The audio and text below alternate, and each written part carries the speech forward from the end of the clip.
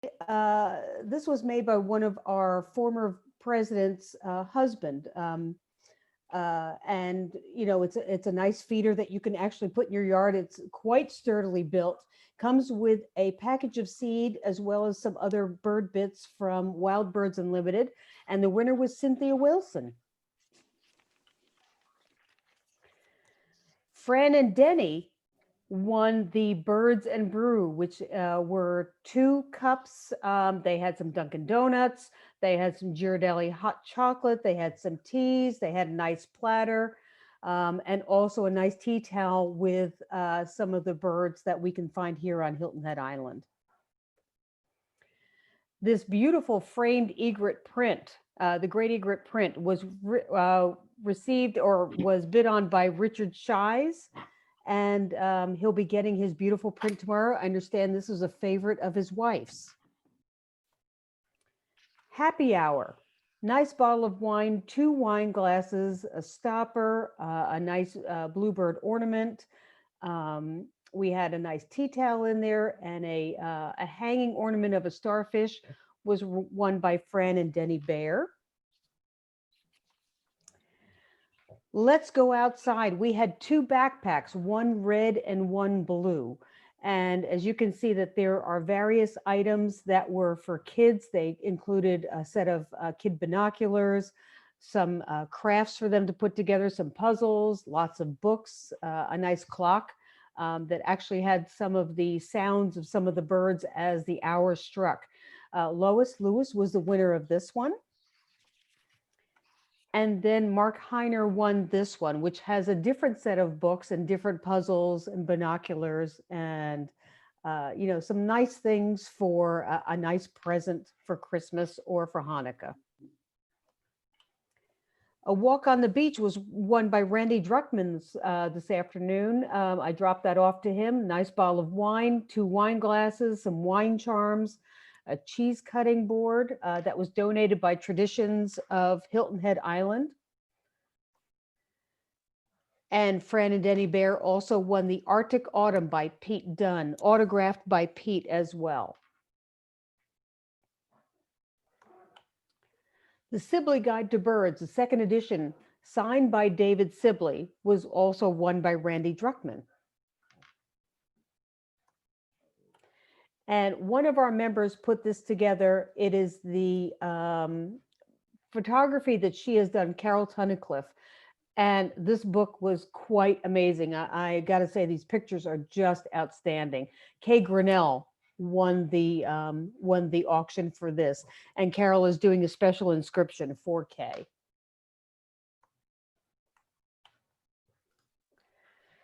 What It's Like to Be a Bird. This is the brand new Sibley book. We had 2 of these signed by David Sibley. One of these was won by Wendy Dickus. And the second one was won by Barbara Butler. Barbara sent me an email earlier this afternoon. Her husband had passed away in February. And the one thing that they loved to do was come down to Newhall Preserve and take a walk around. So she is just thrilled to be able to get the signed book as a remembrance for her husband as well. Karen Pinelli won the Birds, Birds, Birds basket. Everything birds. It has a nice little candy dish in it. It has some tea towels. It has some demi-glace cups, you know, a nice bag to carry things in. Something that'll be nice for things that she can put around her home. And our 3-hour field photography trip with Bob Spear was won by Mary Ellen Blankenship. I think this will be a spectacular gift that Mary Ellen will certainly be able to take either 1 or 2 more people along with her and really get some nice one-on-one with Bob Spear. And congratulations to all of our 2020 Hilton Head Audubon Silent Auction winners. These are all the people who have won. Some of them have won multiple items. I used to actually have to do that when I was You traveling. could do it, just because you have me around, you know. And then we're just waiting for our Hilton Head Audubon Count meeting to start. Okay. Thanks so much, Marina. Thanks for taking us through that. Congratulations to all the winners, and thanks to everyone who participated. You know, some really great results and some some really great gifts, some of which I wish I had bid more on. So, those of you who got some of the many Sibley items, congrats on that. And, Mary Ellen, I know that trip with Bob's going to be great. So what we're going to do right now is take a little break. What we'd be doing if we were over at the church tonight would be grabbing a little coffee and some other refreshments for the next few minutes. So we'll invite you to do that virtually. Come back and join us at 7:30 and we'll get on with the rest of our program. Thank you. John, should we stay logged on or log back in? It's your call either way. Okay.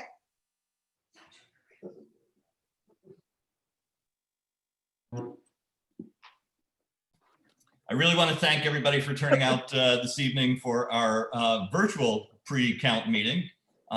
We would have loved to have gotten together at the Presbyterian Church as we generally do.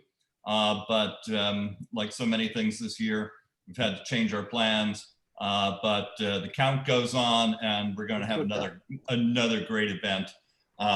Really looking forward to things. I think with everything that we have endured in 2020, it's time for us to have a little bit of celebration. We got some good news earlier today with the news coming from the FDA Advisory Committee on the Pfizer vaccine. So that gives us a little, pardon the pun, shot in the arm as we head to the final days of the year. But getting out and enjoying the outdoors, enjoying some birding companions on our annual count is something to be joyful about as well. So on behalf of Hilton Head Audubon, we really want to thank everybody who has signed up for our count. We'll start like we normally do, and that's to ask, we've heard from some first timers, but if there are other first time folks, raise your hand and let us know. And if you want to say something, the floor is yours if you want. If you don't want to say anything, that's fine too. Chuck and Deanne Mills, we're newcomers over in Shipyard, and this is our first participation, and we're really looking forward to it. We're beginner birders, at least I am. My wife knows a little bit more than I do, so thanks for welcoming us. Fantastic. It's great to have you. Thank you.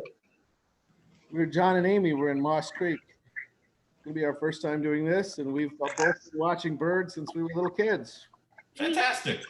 We have our masks on to be safe. Yeah, we have our masks on to be safe. I like that. I'm Ted Gerber. I'm in Bluffton in Belfair Oaks. I'm a first timer. I'm really good at finding birds in my backyard. Other than that, I'm a rookie. So.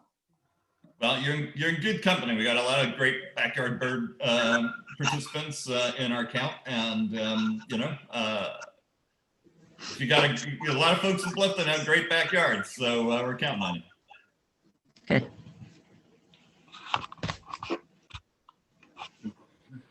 All right. Well, I have one more question to ask. Being December, some of our winter ducks are in, and the birding's always changing. So I'll ask anybody who wants to report if they've seen a great bird recently. Why don't you tell us about it? It wasn't Barb that passed away. It was Barb's sister. I just told your sister. We had wood ducks at Newhall this week. That's unusual. Very good. John, we're up to, I think, 40 mergansers on our pond now. And they've been very entertaining lately because they've all started their pairing up rituals, which is a lot of fun to watch. You get the males doing a lot of head tossing, trying to impress the females. And so there's a lot of action out there. That's terrific. Carol's got the greatest pond for mergansers. When will we see yellow finches? Do you mean goldfinches? Goldfinches, that's exact, right. Yes. Well, Art, I had them in Port Royal last week. There was a flock of them down near the beach house. Wonderful. I had them in Hilton Head Plantation last week as well. Nice. They were just passing through, but they were there. We had them in Moss Creek today, I Back in guess. the backyard. I've had them coming to my feeder. I want to.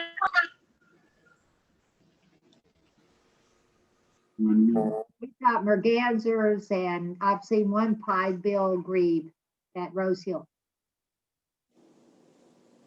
Anybody see Bufflehead?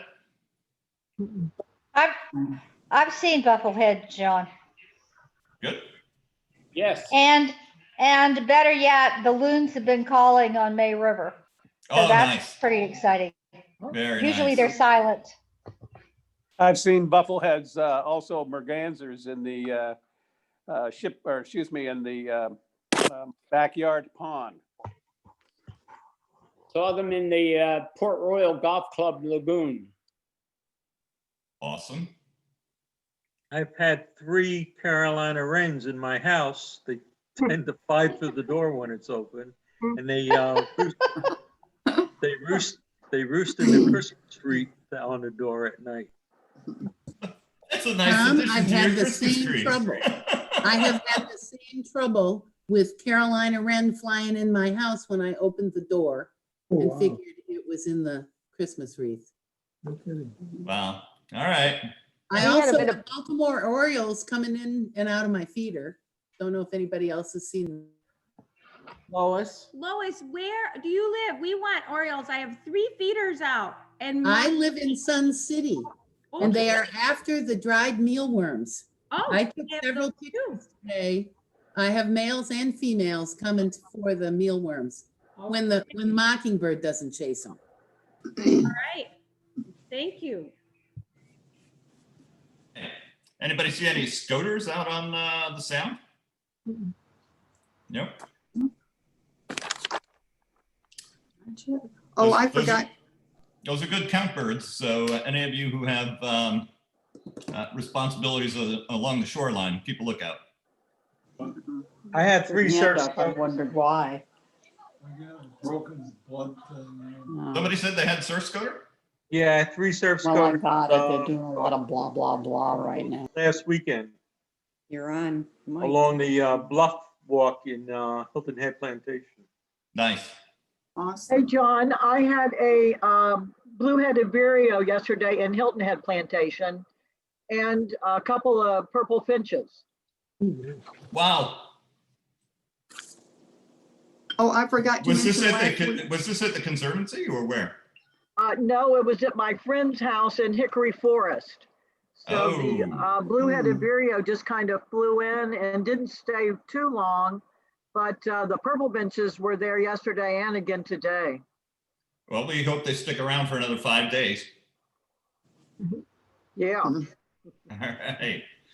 All right, so that's a really great sampling of birds. I think that gives us a good idea of what we're going to be encountering on our journeys next week. So I'm excited about that, and also excited right now to introduce Susan Murphy. Susan is just a dynamo when it comes to organizing this count. I think you all know that the Hilton Head count is one of the largest and most successful in the country. You all, everyone who birds deserves a lot of credit for that, but there's a tremendous amount of organization that goes into this event, and Susan deserves so much credit. All the area captains deserve a lot of credit. And, it's one of these things that, it seems to be a very well-oiled machine, but Susan doesn't probably let on to some of the things that go on behind the scenes. So, but with that, I will ask Susan to talk a little bit about the Christmas bird count in general, and give you a little bit of history, some of our numbers from last year and other observations. So Susan, it's all yours. All right, thank you very much, John. And it's so nice to see everybody here. I'm so glad we have so many people. I'm going to go through some of the numbers for the national program and also for our count last year, and then turn it over to Robert. So as you all know, our count is next Tuesday, December 15th. And we might have a little rain, but we'll get to that. This is the 121st year for the Christmas bird count. And as you've all heard me say many times, it's the largest and longest running citizen science project in the world. It takes a year for National Audubon to compile all the results and to do their narrative summaries. And as of yesterday, they posted last year's report on the website. So let's talk a little bit about the 2019 count. There were 81,601 observers, over 42 million birds counted, and that is 6 million fewer than the year before. And the year before was a low count. So they're going to be looking to see if they can figure out what that's about, especially since there were more participants last year and there were 40 new count circles. So we'll leave it up to them to tell us what it means. Last year, there were 2,646 count circles in the Western Hemisphere. And we are one of those 15-mile diameter count circles. And just to tell you where we fit in, here's a map of our shoreline. Here's our count in the center. So Charleston's up here, Jacksonville down here. So here's our count. And here is the southeastern United States. And our count is right here. And here is North America and Central America, and our count is right here. And here is the Western Hemisphere map of counts. So you can see how far reaching these counts are. So you're part of a very big picture. Now let's look at last year's numbers in Hilton Head. We had 346 observers. 80 of those were feeder watchers. And we had the fourth highest number of participants of all of those 2,646 count circles. Last year, we counted 130 species. That's on the low end of our 10-year average. Our 10-year average for species is 141. We had last year 28,722 birds, and that's about average, but it is higher than the previous 3 years. So we had a good year last year, but I think we'll pick up some more species this year, especially based on what you all were talking about before the meeting started. So for 2020 participation, it will be like previous years. We'll have field teams, we'll have boat teams, we'll have feeder watchers, and all the results are turned into the 19 area captains, and they compile the results. When they compile the results, they're going to look for duplications, and that's why we ask you to make a note of the high flyers that you see, like ospreys and eagles and wood storks, so that if two different teams see the same birds, the captains can work on eliminating the duplicates. And then we do that later as we compare the 19 areas, and we make sure we don't duplicate bald eagle sightings. Photos of unusual and rare birds are real important. If you can't identify a bird, for example, you can bring it to the review panel and they'll look at the picture and help you identify it. When the captains come to the review panel, they're also bringing pictures and forms to document any rare bird sightings. And those of you who are familiar with the checklist know that the rare birds are indicated with an R on the checklist. And if you have a photo, that really makes our case. It's very difficult, we have found, to make a case for a rare bird sighting if you don't have a photo. However, if you don't get a photo on count day, you can still go out the next couple of days and see if the bird might still be there and get a photo, because we can still send that documentation into the regional editor. The area captains are the ones who make all of this happen, because they're doing the organizing and compiling, and a big thanks to them. Several of them are on the call. I'm not sure who all is on the call, but Thank you to everybody who's participating and to the captains. The next step is the review panel, and that's when the area captains bring their results. And the review panel this year is Robert Rommel, Carlos Chacon, and Bob Spear, and thank you in advance to them. The results next go to the regional editor in South Carolina, and then he sends his results to national. And then as you have heard, it takes a year to get the results back out. This year is a little bit different because of COVID-19. So field members, we want you to stay safe, wear a mask, social distancing, and don't share equipment. And that's what we've been doing on the field trips that we've been having with Audubon as well. So please be careful out there. And now the all-important weather forecast. Drum roll, please. I have to say it changed a couple times today, but here it is as of 5 o'clock today. High is going to be 58, 24% chance of rain, and it looks like that would be later in the evening, if at all. Winds are starting to pick up a little. It was 5 to 10, now it's predicted to be 10 to 15. If it gets too windy out there, our boats won't be able to go out. So we're hoping that conditions are okay for the boaters. For those of you who are new to the count, we have a boat on the May River and boats around Tofusky, up the north end of the island and the south end of the island. If anybody is on this call who has not signed up for the count yet, please email me and I will put you in touch with an area captain.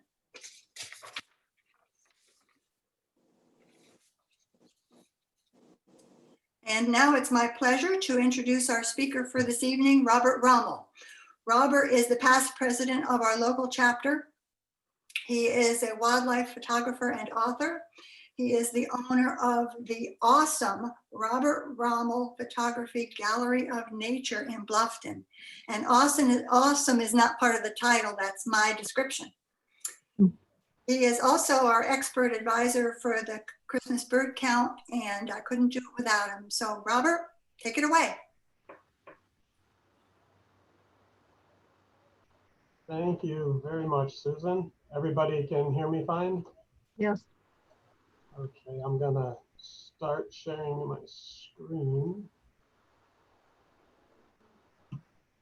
Presentation looks good. Now. Mm-hmm. Okay, I'm not going Please have to start over. Sorry, there's something about starting over. I'm not going to be able to see everybody fully while I'm doing this talking, so please, for anybody who needs to speak up, please speak up. But let's get started. So first of all, thank you all for having me. I've given this talk before, but not in a couple of years. Got some music going on. And I've geared this talk this year to oh, right. Your sound is out, yeah.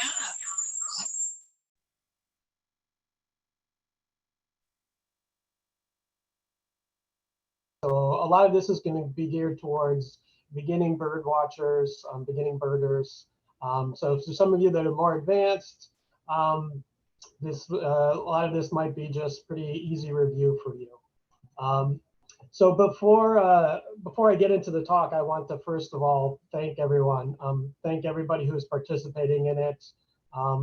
This really is a meaningful endeavor. I've been doing it since I've been in high school, and I've been on the science side of things too. So I've seen how this data gets used, and really there's no other data set like it. So it's very, very important. But also thank you. Not just the participants, but most especially to all the people who are organizing it. Susan, who's doing the big job, as well as all the different area captains.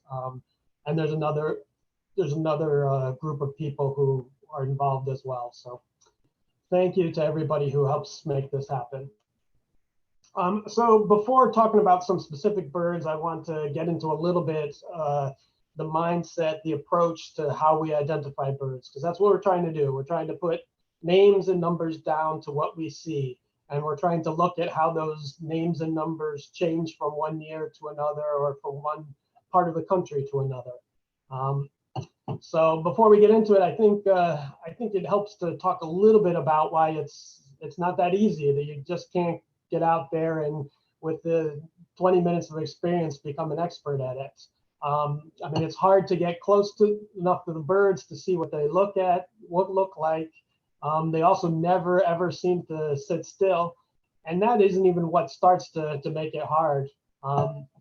Bonus question for any of the more experienced people: if you can, at the end of the talk, tell me what birds these are, you will get not a prize, but you'll get some praise from me. The only hint I'll give is it's not a bird that I'm going to talk about during the talk. So the main reason why things get difficult out there in the field is that the birds don't all look the same. If you have a golden retriever, as it starts to grow up, even if you got it as a puppy, its entire life, it pretty much looks like a golden retriever. Maybe it gets a little bit bigger, maybe it gets a little bit gray, the hair might lose a little bit, but it pretty much looks like a golden retriever the whole time. Birds aren't like that. Birds are more like people in that they're going to vary quite a bit in how they look. And there's a lot of different sources for this variability. Part of it is going to be seasonality, gender, what stage of development they're at, and then on top of that, there's geographic and individual variation. So we're going to take a little bit of a look at that, and hopefully, once you understand why it's a little bit difficult, you understand why we take certain approaches to it, or at least I take certain approaches to it. So these are common loons. The one on the left, the one in front with that black head with a little bit of white bands, is an adult in breeding season in the summer plumage. It's actually just starting to lose that breeding season plumage. And the one on the right is also an adult loon. Probably is, I think that one's a male. So even though different time of year, it looks quite different. You may also notice on the left that there are two birds pecking at the adults. Those are the young teenage-like juveniles. And often the birds look a bit like their juvenile plumage in the winter. Sometimes that's the case, sometimes that's not the case. So that's the first sort of variation, is that the birds that we're looking at right now are mostly going to be in what's their winter plumage. There's also plumage by gender. These are brown-headed cowbirds. The one on the left's a female, the one on the right's a male. You may have heard the story that's, well, one of the bird looks prettier because the male doesn't have to sit on the nest, whereas the female does. Well, that's not always the explanation. In this case, neither of these birds sit on the nest because they make another bird do all the work of raising it. But there's still a big, strong sexual dimorphism here where the males and the females look quite different. And that's common within a lot of birds. And then there's also variation with age. These are both bald eagles. I often hear a lot of reports of golden eagles in the area, and a lot of time they turn out to be what's like this bird on the left, a very young bald eagle that just hasn't attained the adult plumage. It takes 4 years for the bald eagles to attain the adult plumage, and every year they have a little bit of a different look. The one on the left is a first-year bird, a bird that's just left the nest. There's other birds that take just as long. A lot of the larger gulls take 4 years. The gannets have actually a very similar molting cycle with the bald eagles. If you were to imagine a bird with a different shape that went through the same colors, that's almost like what happens with a gannet. And then there's some of this other variation we're talking about. This is our most common hawk in the area, by the way. This is a red-shouldered hawk. The bird on the left is going to look like most of the ones that we see around here. The bird on the right, you could drive for maybe 3 hours or so towards the south in Florida, and instead of having a dark head, a bright red barred breast, the adults are going to look pale, washed out, almost ghost-like. And this is a geographical variation within the species. Sometimes there's different subspecies. Sometimes it's just a gradient in how the birds look. And that's quite common in most of the widespread species that we have. This bird, if you're used to identifying birds based on what color they look like, what their plumage looks like, you might be in for a shock, because in the United States, we have no bird that's bright pinkish orange like this. The closest it comes is maybe some of the orioles, but it's still a very, very different orange. This is just an unusual bird with a bit of an individual variation. It's actually one of these. It's actually a cattle egret that, due to some different genetics, just has a very, very different look to it. So all those different sources of variation are going on at the same time, and that's why it can make picking out what species an individual you have in front of me a little bit more difficult than just looking up in the guidebook and saying, oh, it matches this picture, it must be this, because all these different factors are going on and interacting with each other at the same time. So I'm going to talk a little bit about my approach to identifying. You might find it useful. You might not, but I throw it out there because I think this is how I like to teach people how to identify. There's a series of traits that I use and I start with the ones that I think are the most important or that I look at first. And then I move to the ones that are less important. So the first thing to me is the overall shape of the bird,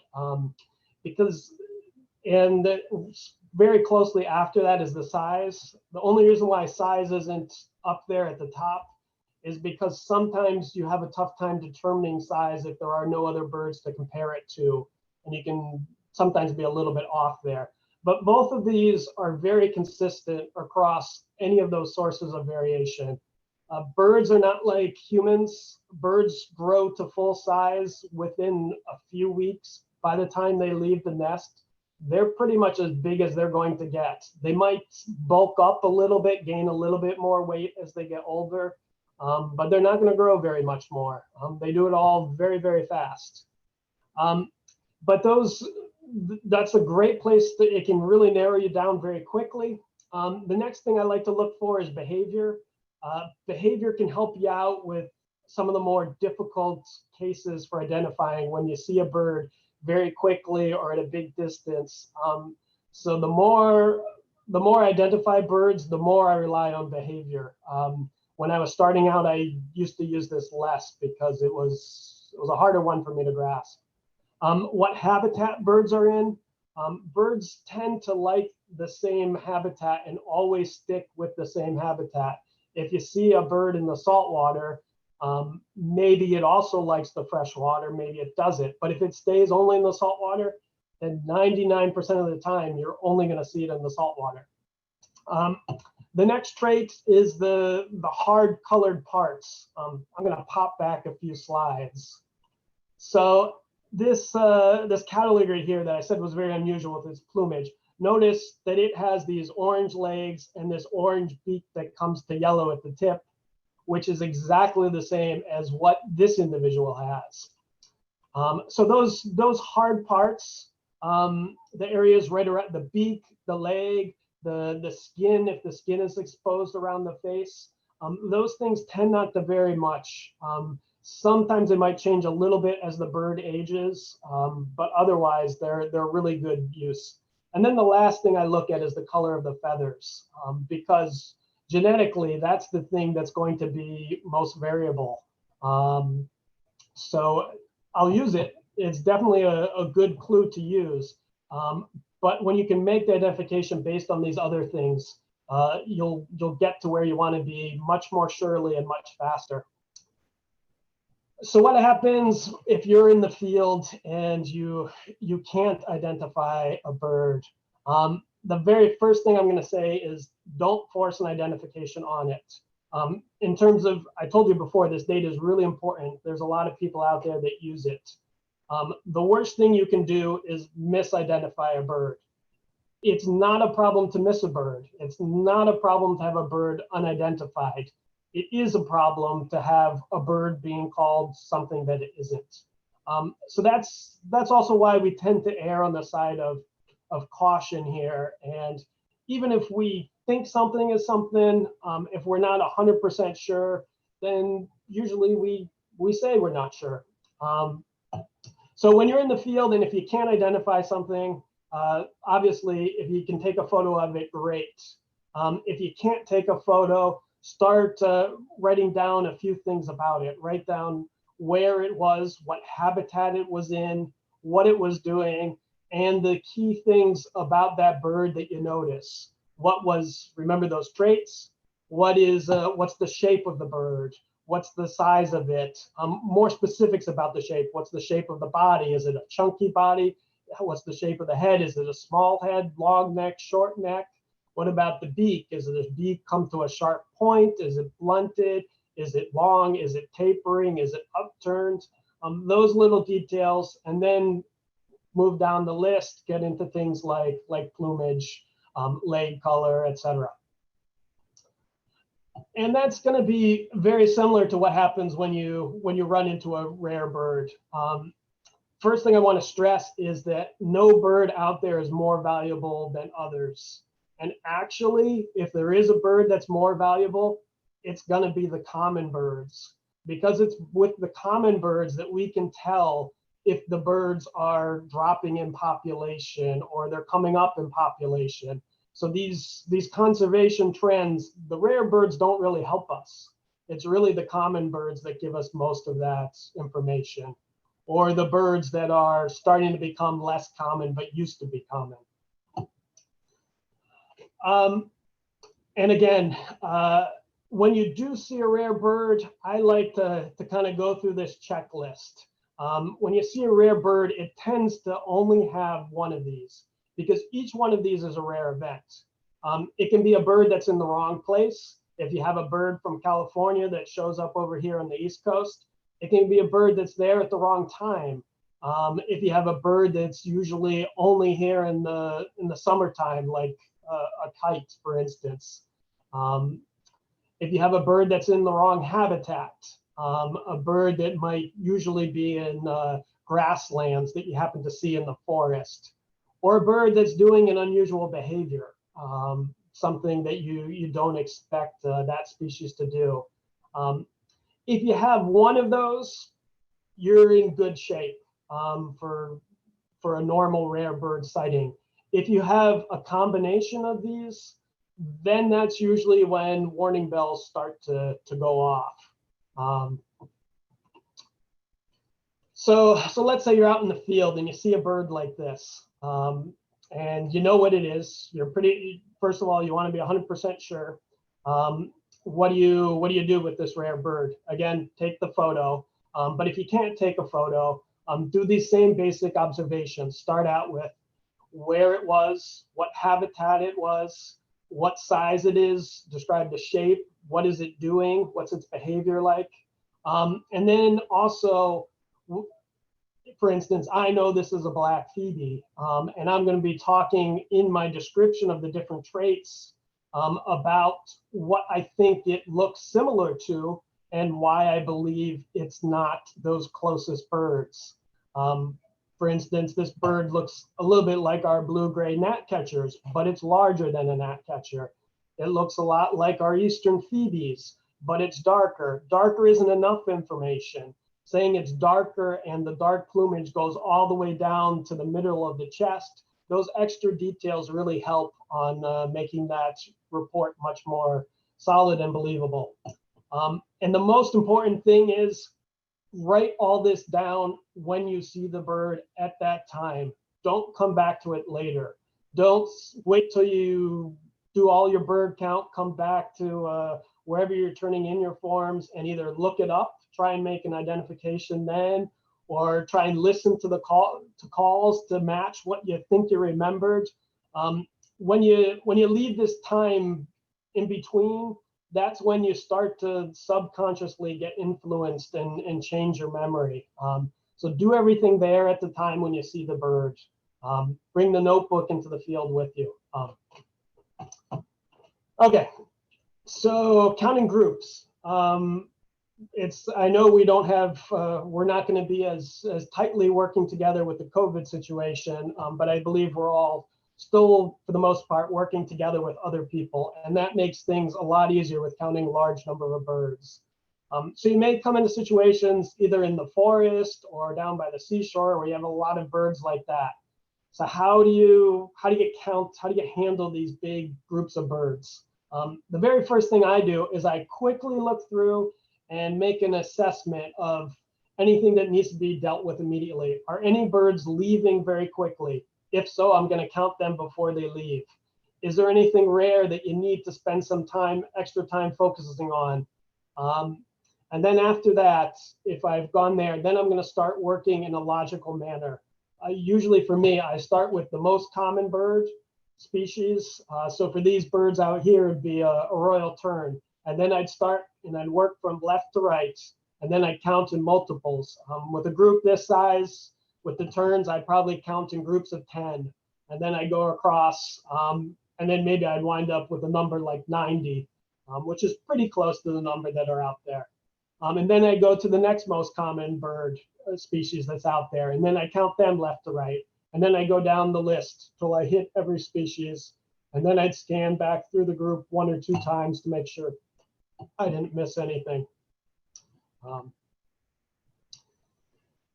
The next most important thing about counting and finding these birds is how to move through the area that you're counting. And usually I find what people don't do is they don't stop at the right times and they don't stop long enough. Birds, they give you signs. You'll be out in the field and you'll notice that they're doing something. And especially if it's a feeding behavior, sometimes if it's a drinking or bathing behavior. And if you walk through quickly, you count the birds that are there, and then you move to the next area because you have all these different areas that you need to cover. That's not going to be as good a use of your time as waiting in the places where that activity is really happening. So in this case here, when I first got here, there were a few birds in the trees. And then I stopped and waited because I could tell they were active. They were doing something. They were involved. They were feeding. And then I waited, more and more came. And then you got a group of siskins like this in the tree. And then eventually the whole highway was covered with thousands and thousands of siskins. And I've never seen anything like it for this species. But the same thing will happen out here in the low country. When you see a few of the chickadees or a few of the yellow rump warblers, and you notice they're starting to feed, stop, wait, watch that group. Because as you watch that group, you'll find that it might be a big group, a feeding group, and more birds are going to move into the area. There might be birds that are kind of hiding from sight when you first get there, but when you stop, they'll get more accustomed and come in front. And then things will happen. So it's going to be a much better use of your time to be counting where there are birds than to be moving quickly to places where there aren't birds. So it's much better to stop and spend a lot of time in these active places and then not spend so much time in those inactive places that has that one bird that's really high up in the bad light that you can't see what it is. You're going to be more successful spending your time with those big groups. So how to improve in different ways for those of you who are going to keep at it after the Christmas bird counts. And the idea is that we want to build a foundation of species that we know and gradually add to it. But the most important thing for you to do is don't take your field guide, even if you want it today in the auction, don't take it into the field with you. Leave it in your car. You can always go back to it after you've done counting, but you don't want to be looking things up there. You want to be using your eyes and observing and seeing what you see. And then if you don't know, it's okay. Come back and then look at the guide and say, oh, what did I not look at? Maybe I should have paid attention to the line above the eye. I'll look for that next time. And if you keep doing it that way, you'll get a lot better. If you bring your field guide out into the the field with you and use it as a crutch, you're not going to get better, or you're going to get better more slowly. So I really encourage people to spend more time with fewer birds while you're out there. Spend time watching the birds, seeing what they're doing, notice what exactly makes them unique. And if the best thing is to spend more time with the same birds in different situations. See them if they come down here in the winter and they breed up north, see them in their northern breeding grounds. They might act quite different up there. See them at different times of year when their plumage has changed. And then as you can see the plumage change, you'll understand what causes some of that individual variation. And sure, seeing more birds is always great too. But having this continuity and spending more time with at least a small number of birds really does help. So I'm going to take us through a little bit of this subtitle shouldn't be on over here, but I'm going to take us through a little look at some of the birds that we have out here. I'm not going to cover everything, and I'm not going to cover some of the more trickier identifications, but I want to give you an idea for some of the birds you might see and some of how I apply those different traits that I was talking to birds in the field. So the first thing we'll look at is owls, because they're nice and easy. We only have 3 different owls. On the left is the barred owl, in the center is the great horned owl, and on the right is the eastern screech owl. And they're all pretty different. So first, start with those big things. Start with shape and, well, let's start with habitat. They overlap a little bit, but the great horned owl likes forested areas, especially drier pine-covered forests, things like that. The barred owl likes forested areas as well, but tends to be slightly moister habitat.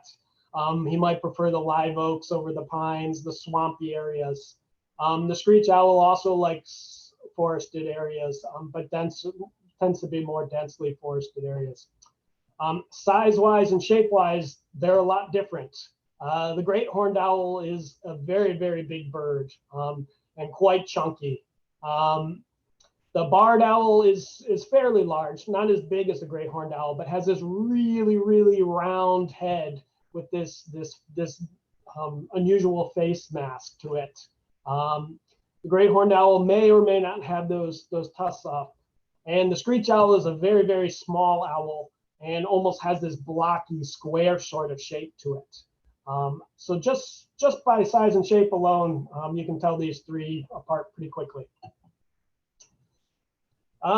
Next, let's take a look at some of the woodpeckers we have in our area. And I do notice I'm forgetting one. I'm forgetting the flickers.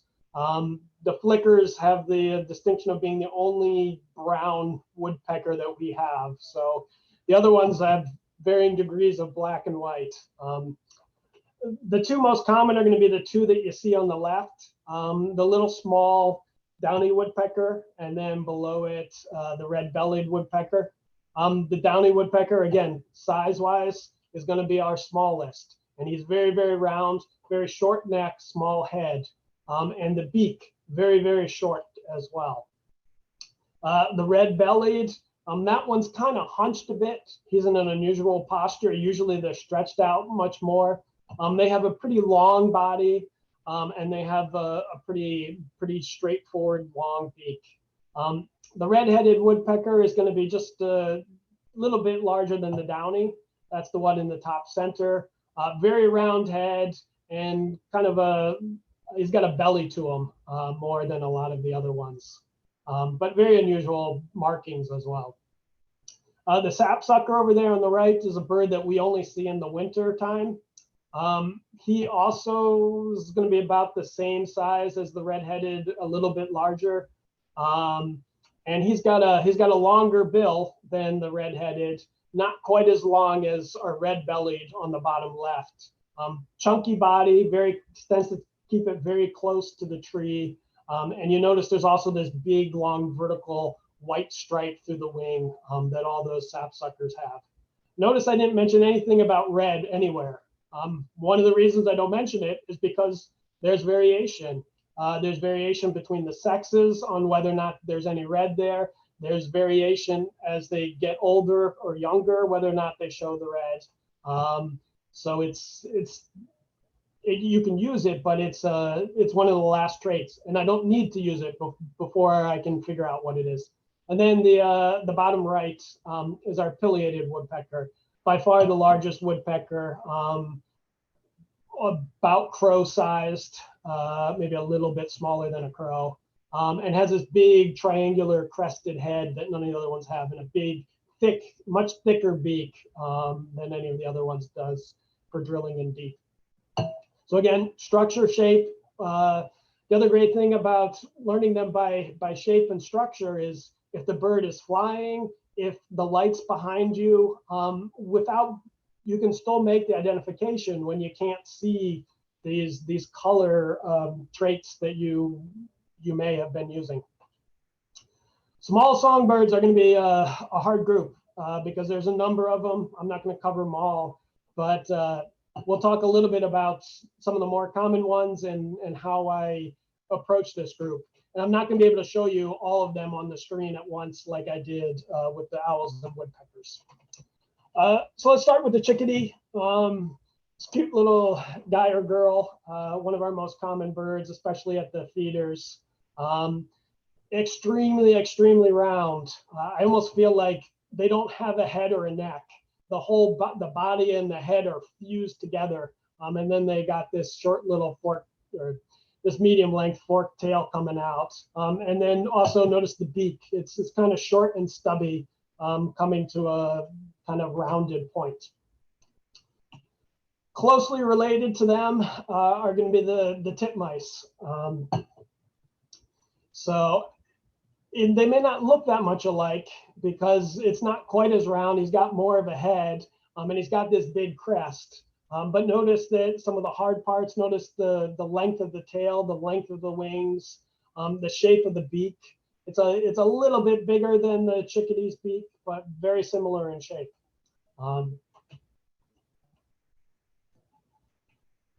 Next most common bird, well, I shouldn't say next most common, but the next really common small songbird that you're going to see together are the yellow-rumped warblers.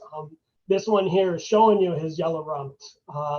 But again, start with some of the other characteristics first. Notice this big round body, small round body.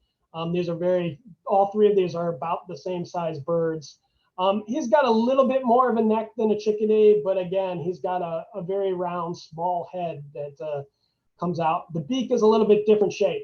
The beak is longer, not a lot longer, but it's longer and more pointed. And that's going to be a characteristic of all warblers. This is a relatively short-billed warbler, but that's an important thing to notice. So these three birds are going to be the three birds that drive most of these feeding groups that you're going to run into, and may come a lot to the feeders, especially the titmice and the chickadees. But you'll often find all three of these species mixed together at the same time. And when they're there, usually there's other songbirds as well. Most people know the cardinal, so I'm not going to go into too much detail, but structurally notice the big change in the beak shape. Very, very thick. This one's head on, so you can't see, but it's a very triangular shaped beak. Smaller than the other birds. So the smallest bird we've seen so far is going to be this one. And he'll often be feeding in with those chickadees and titmice and the yellow rumps as well. This is a ruby crowned kinglet. Notice the small size. Notice that this one has a larger head than some of the other ones. It almost looks like the head is close in size to the body. And notice the beak too. It's a bit more delicate. It's much more pointed than those other ones. This here we have a Carolina wren, another quite common songbird.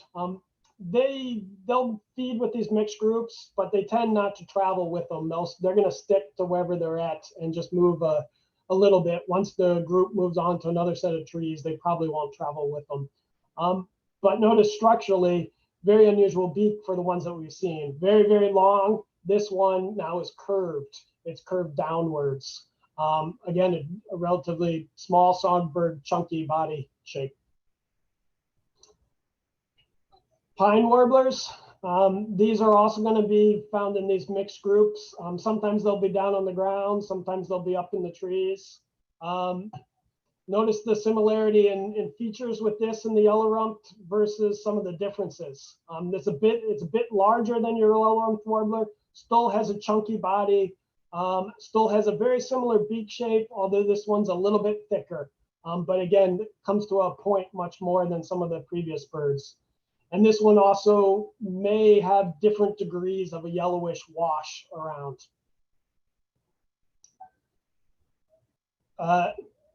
This is a palm warbler over here.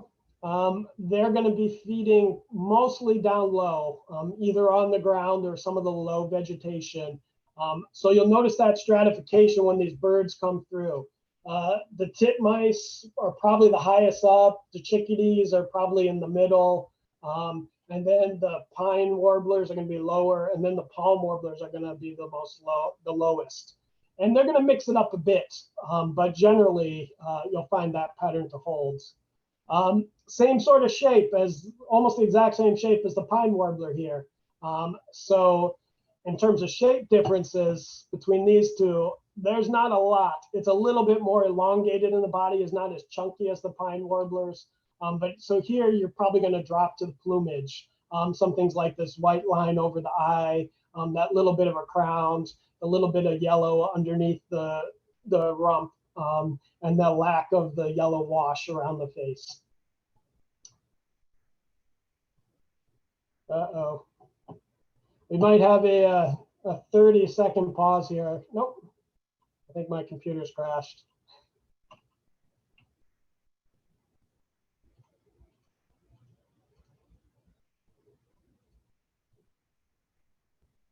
Give me 1 second to restart it.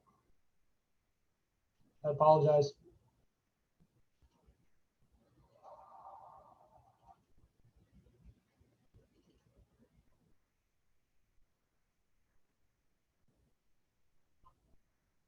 Hopefully you're all digesting those differences between those palm, yellow rump, and pine warblers. Yeah, and Robert, while you're restarting, I'll just add that we count every bird we see or hear. So if you hear owls and you differentiate between the three, you count the owls.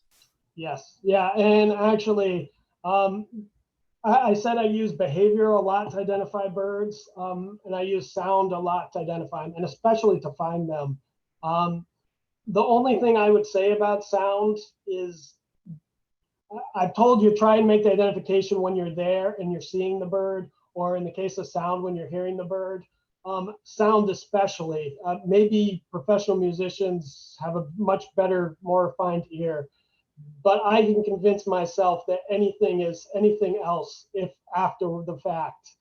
In the field, I'm pretty good at telling them, but when I try and remember a call I haven't heard before and then play back other calls, don't ever do that. It's very unreliable. Okay, so this bird is going to be even smaller than the other ones. Again, this is another one like the chickadee that has pretty much no neck. And notice this has the thinnest bill and most pointed bill we've had so far. So this is a gnatcatcher, blue-gray gnatcatcher. Also, and these birds are, again, all tend to feed together inside these groups. Higher up in the trees or right along the trunks, we'll find this bird.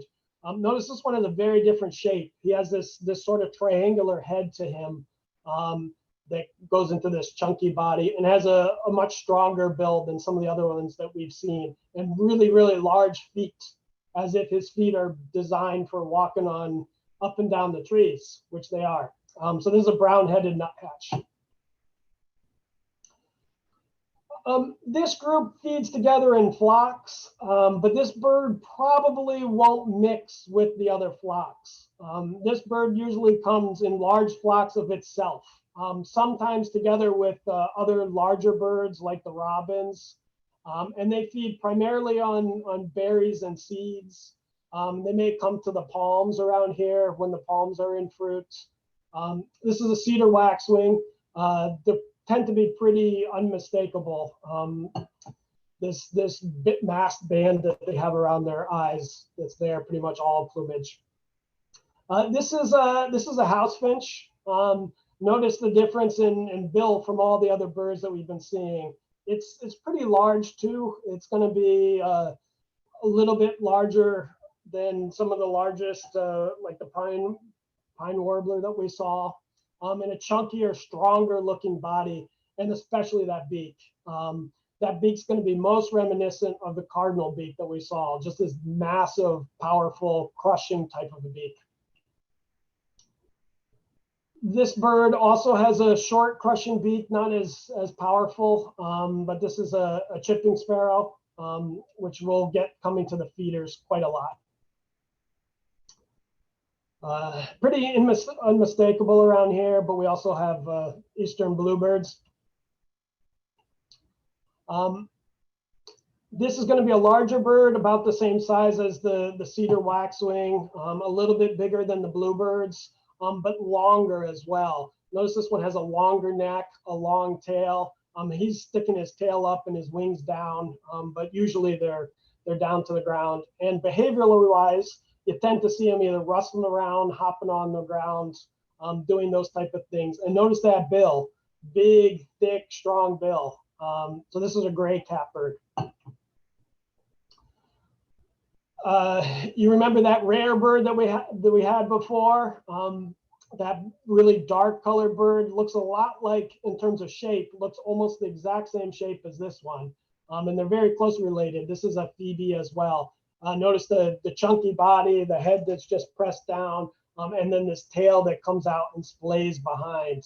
And behavior-wise, quite different than some of the other birds. So the chickadees, the titmice, the kinglets, those all will be inside the vegetation for the most part.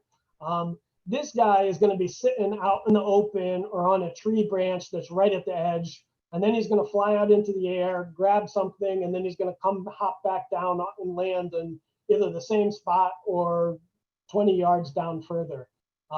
These are phoebes, eastern phoebe, and that's a fly catching behavior where they fly out, grab something, and land. And you may see that same type of behavior from the yellow rump warblers, but they usually do it right at the edge of a tree, and usually a bunch of them do it at the same time. Phoebes are almost always alone, or if there's another phoebe, it's going to be 100 yards away type of situation. Okay, songbirds are a little bit tough. There was a lot of them. We're going to take a look at some of the waders now, which I think are going to be a bit easier. We see these guys all over the place, quite often in big groups. Notice, again, structure-wise, I like to start with the hard parts. He's got this like little small head, and then this big face, and then this big long curved beak. So that's going to tell you right there you've got an ibis. And pretty much all the ibises around here are white ibises. Kind of some similarities with the ibis, but much, much bigger bird. And then this big bulbous head, and then we've got this long down curved beak, but it's really, really thick. So these are going to be wood storks, and you'll also notice that they have a patch of black at the tip of their wings. We've got a couple of birds that fly over that are monstrous and have this black tip at the edge of the wings. It's either going to be a wood stork or it's going to be a white pelican. And both of them like to soar in groups. Probably the smallest of our common wading birds around here. Most of them have left, but usually a few stick around over the winter. This is a green heron. Notice the really squash shape compared to most of the other herons and egrets. They do have a neck that they can stretch, but most of the time they stay really hunched together and low and short legs. This is one of the two night crown species. So we're kind of, now that we're in the herons, we're going to go from smaller to bigger to bigger. So this is going to be bigger than our green heron. This is going to be a bit bigger than a chicken-sized bird. Notice the real strong, powerful bill that it has. Pretty thick, not too long, and round body to it. And they're pretty similar in shape to this other night heron. This is a black crowned night heron. And again, these three birds, the green heron and the two night herons, tend to really have these squatted, hunched postures together that you'll see them sit motionless along the shorelines or up in a tree. The first of the herons that starts to walk around a bit more and look a bit more upright, this is the little blue heron. And notice the difference in shape with the neck and the head already and the length of the legs. Our thinnest of the herons and perhaps the most graceful, with these not very big, but these long legs, very thin neck. So notice this guy's head and neck is a bit thicker, and this guy is a lot longer and thinner. You may be thinking, well, this one's white, the other one's gray-blue, but the other one that's gray-blue sometimes is white when they're young. So the best way to tell them apart is that difference in shape and grace. This bird is a lot more graceful than the little blue heron, and it's a lot more active behaviorally. This bird is running around, jumping, wriggling its feet, whereas the little blue heron tends to walk a bit slow around the edges. Sometimes will move a little bit. The most active heron that we have out there feeding are the tricolored herons. Again, this one's going to be bigger and stronger looking than the snowy egret. I probably didn't even say this was a snowy egret. The tricolored heron is bigger and stronger and thicker than the snowy egret, but at least as active in how they hunt, wading in the water, chasing after fish, doing this thing with raising their wings. You also notice here that they have a bright white belly that contrasts with dark plumage on top. The adults are this bluish gray. The younger birds might be kind of a reddish tone. But you can usually make out that white belly when they fly. Now we're into the really large birds. We have two large waders that are in the herons. We have you saw before the wood stork. These are almost as big as the wood stork, but a lot thinner in neck and legs and stature. This is the gray egret. And then the other one, about the same size, a little bit thicker, is going to be our great blue heron. Okay, let's move into the raptors. The first thing is with the raptors, let's talk about the vultures. We've got two of them over here. Hopefully at this point in time, you're realizing color is going to be the last thing I want to look at, because that's going to help you a lot with these two vultures. If you see them up close, you can see this one has this bright red head, but from a distance, you want to judge more based on their body shape. This one has much longer wings that really come out to these long fingers, and this one has much shorter wings, and so they fly a lot different. The one with the long wings will almost never flap, whereas this one will flap 3 or 4 times and then glide, and then flap 3 or 4 times and glide. So you can tell the two vultures apart from quite a distance just by how they fly and how their silhouette looks. And that's a black vulture. You've seen this hawk before, our most common hawk. This is the red-shouldered hawk, but I want you to kind of look now with an appreciation for its shape. It's a bit slender. It has a round head and powerful in the way all hawks are, but it's a long, thin, elongated vertically body that we don't see in a lot of the other hawks. Whereas this hawk, on the other hand, This is a red-tailed, has a much more solid, massive, it's larger as well, but has this really thick-looking shape to it that the red-shouldered doesn't. And notice the shape of the tail as well, because that's a good diagnostic feature. This is going to be a hawk that we have over habitat-wise. Actually, I'm going to talk a little bit about the behaviors, because many times you can tell which hawk is which by where they're sitting. The red-shouldered hawks tend to be either at the edge of the forest, down low in the trees, or near streams and water, but they're not way out in the open. The red-tailed hawks tend to be way out in the open on that branch, looking out over everything on the top of the top place where they can see everything. This hawk, you almost never see landed. Usually he's soaring back and forth over the marshes, looking down, and he's flying just a few feet above the marsh. This is a northern harrier. Also notice that owl-like shape to the face, the way he has these discs around his eyes. This hawk is going to be mostly in very protected areas with lots of tree cover around. And again, down low and size-wise, about the same size as your red-shouldered. So he's a mid-sized to small-size hawk. Notice the difference in facial shape. It kind of is much more triangular. And this one is a young Cooper's hawk. These aren't hawks, but they are raptors. And this one is going to be a lot smaller than the other birds we've seen. These are both this and the next bird are in the falcon group. And you may notice the body shape is quite a bit different. They've got much smaller heads than those hawks did, and they've got bigger bodies relative to that. But they also have very, very long wings. And when they're stretched out, those wings are going to come to a point. Here, the wingtips is almost reaching down to the tip of the tail. This is a Merlin. This is going to be larger. This is maybe, it's definitely bigger than a blue jay. Not yet crow size, but somewhere in that range.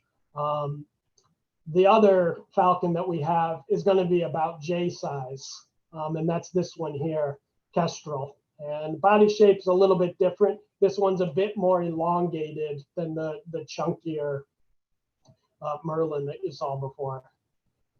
Bald eagle, I don't think needs very much introduction, but notice the head size on this bird.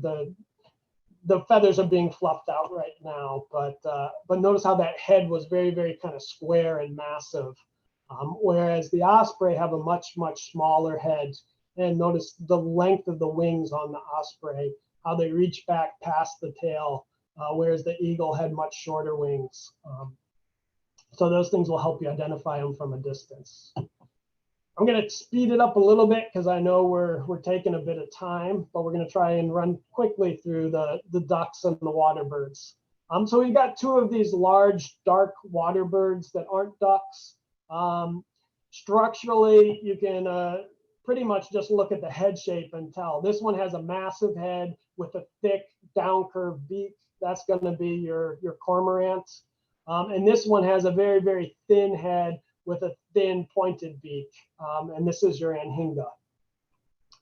Next bird that's not quite like a duck, but likes to sit on top of the water like a duck. These are common gallinaws. Notice this long, thin head. Notice the shape of the beak and the shape of that small, round head. All looks quite a bit different than, say, a duck, for instance. And a little bit like the gallinaw, but with a much more massive head and a much more massive beak.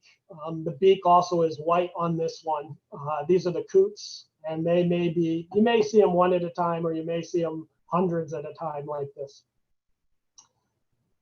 The last, almost last bird that's not a duck, this is a grebe. Again, notice the beak shape. None of these birds have beaks that look anything like a duck. This one looks almost like you take a cormorant beak and then squish it way down. And then you have this beak for this pied-billed grebe. And then we have the saltwater grebe over here. This is a horned grebe. Notice it similar body shape to the pied-billed grebe, very different markings, but also a different beak shape, much longer, thinner beak. The first of the real ducks, I'm going to start with the one that most people know. This is a mallard duck, just kind of a good starting place. Notice the size of the head, the shape of the body, and that shape of that big, long, flat beak. The mallards are what we call dabbling ducks. This duck has a very similar shape. The body shape, the head shape, the beak shape is all quite similar. But notice the strong contrast between this very, very yellow beak and then the brown head. And there's also contrast between the lighter head and darker body. This is a mottled duck, which is the other common dabbling duck that we have. Smaller than the mallard, maybe 2/3 of the size. These are blue-winged teals. Notice again, it has that dabbling bill, not as big, and it's the male on the front right, female in the back left. So you can see they both have that exact same shape to them. Much shorter beak here, and not as flat of a beak, more of an angled beak. We're starting to get into the diving ducks here. This one's a ring-billed duck. Kind of a similar shaped beak, a little bit more pointed with a little bit more of a hook than that last ring-billed. These are our wood ducks. Notice the shape on the head and the shape of the bodies. Another diving duck, even shorter beak now, more for crushing, no hook. The bottom of it's flat, and the head shape, this is going to be our bufflehead. The wing feathers are blocking this a little bit, but completely different beak shape. Very, very thin, very, very long tooth beak of the merganser. This is a hooded merganser. Same beak shape as that last merganser, long, thin, bunch of serrated teeth, but very different body shape. Instead of a round body shape, we now have a long, elongated body shape and elongated head. So this is a red-breasted merganser. And I'm going to go quickly through the shorebirds, just saying which one's which, and maybe calling something out, but I'm not going to spend so much time on the details. This is a semi-palmated plover. Plovers look a lot different from the sandpipers. They've got these very, very short, thin beaks, shorter legs, and different behavior where they like to stay mostly above the water. About the same size as the semi-palmated plover as the piping plover, but notice the different coloration pattern, much more white, light-colored bird. This is a killdeer. This is about robin-sized plover. Notice that the shape of the bill is still pretty much the same in all these plovers. A bit thicker of a bill on the black-bellied plover, and this one's going to be larger than our killdeer. There's a least sandpiper, the smallest of the shorebirds we have. They're about this big. But notice the yellow part on the legs, and notice the shape of the body, head, and bill. Small neck, body close to the ground. Almost the same body shape, slightly longer bill, slightly downturned. These are our western sandpipers. Chunkier, bigger body, smaller head relation to the body. These are the sanderlings that like to run along the edge of the water. Another chunky, short-necked sandpiper, but this one has a really long bill for its size with a very droopy bill. This is the Dunlin. The one on the right just kind of shows you how much this one changes in the springtime. I probably should have shown this one from the side rather than head on. This is a spotted sandpiper. Habitat-wise, very different than all the other ones we've seen so far. It tends to be mostly freshwater, or if on saltwater, you'll find it on the docks or on a branch or on the tip of the oysters, but you'll almost never find it down in the sands and the areas where those other shorebirds go. Along the rocks, the pilings, and the docks, we tend to have this chunky, very chicken-like in the way it walks, and there's a ruddy turnstone. Mostly in either the freshwater or the very protected saltwater, we get the yellow legs. Notice there's really tall legs, and this is a lesser yellow legs with a very thin body shape to it, much more delicate and graceful.